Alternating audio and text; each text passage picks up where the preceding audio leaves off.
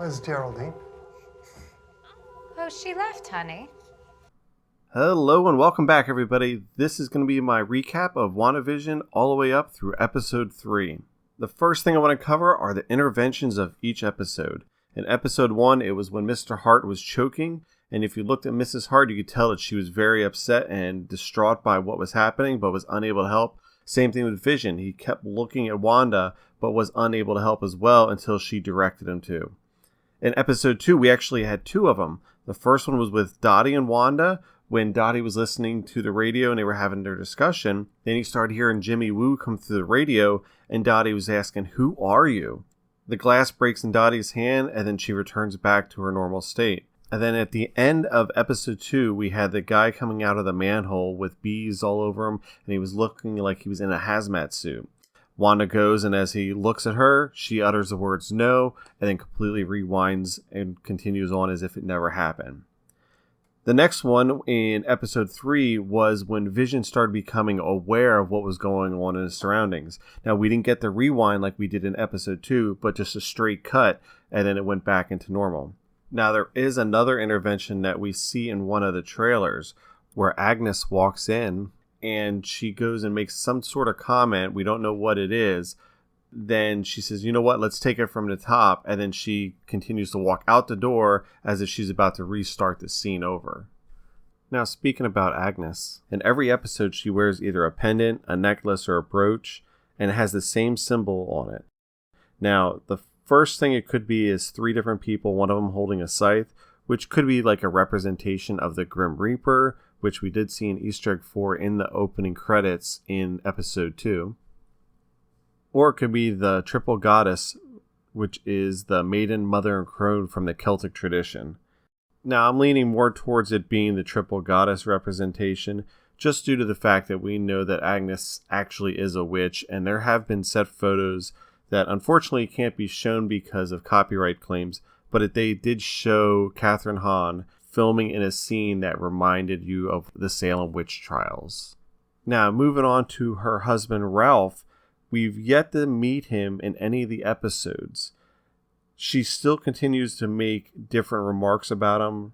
In episode 1, she said how their anniversary was June 2nd, which is the day that the Salem witch trials did start. In episode 2, she tries to say that she wants to volunteer him to disappear in Wanda and Vision's magic act. Again, in episode 3, she says that he looks better in the dark when all the lights went out. The next person is Phil, who in episode 3 we actually learn is Dottie's husband. Phil we first met in episode 1 when Vision started going to work. He was the one that actually just got fired, so I'm just curious if Phil was fired and Vision was the one that replaced him. Not too sure, but I just thought it would be something to bring up. Next up is Geraldine, or Monica Rambeau.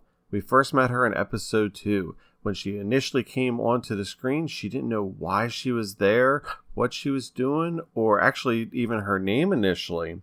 Now in episode 3, she plays a much larger role. She comes over to Wanda and Vision's house, and since Vision's not there, she actually is the one that helps deliver Wanda's babies. Now afterwards, her and Wanda are having a discussion regarding the twins, and Wanda mentions how she was a twin and her brother had died. Wanda goes and sings the babies a lullaby, and Geraldine had mentioned that her brother had died because of Ultron. Now, Wanda didn't take that information too lightly because nobody in the town's supposed to know that.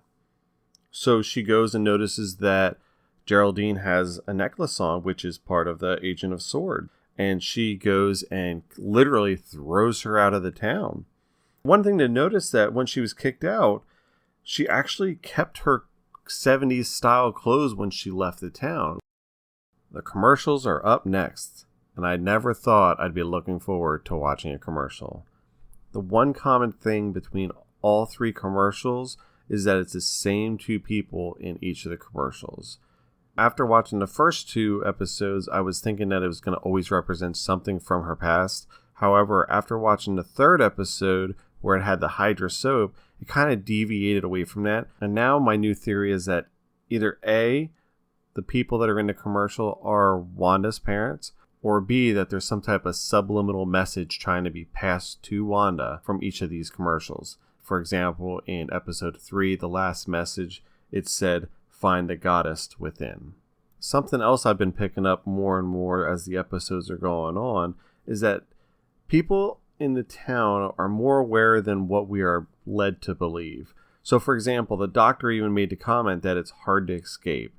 Then both Agnes and Herb were having a chit-chat in episode 3, and you could tell that Herb wants to say something to Vision about what's going on, but Agnes kind of like stops him. It's almost as if they're intimidated by something, but we're not sure if they're intimidated by a higher being or if they're intimidated that Wanda might rewind them. We also can see this in the trailer during the Halloween episode when somebody is outside hanging a ghost up, and if you just look at their facial expressions, you can tell that they're scared about something. But moving on, the number 6, or things that represent the number 6, have been appearing a lot lately.